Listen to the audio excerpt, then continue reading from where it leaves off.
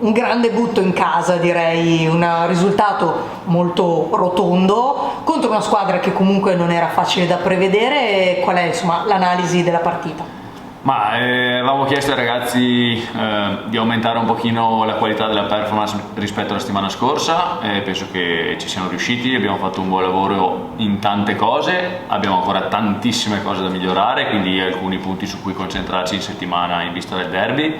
Però ovviamente non possiamo che essere felici. Io penso che un'altra cosa molto importante sia aver concesso 11 punti in 2 partite, che a questo livello è una cosa sicuramente positiva.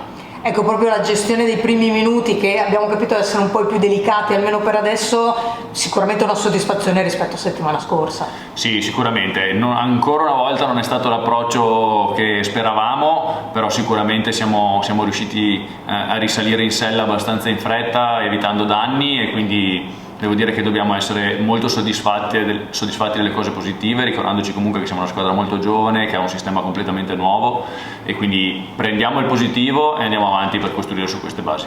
Una battuta sull'apporto dalla panchina, perché la qualità del gioco che si sta vedendo è anche figlia del fatto che i rincalzi fin qui hanno sempre mantenuto il livello assolutamente costante.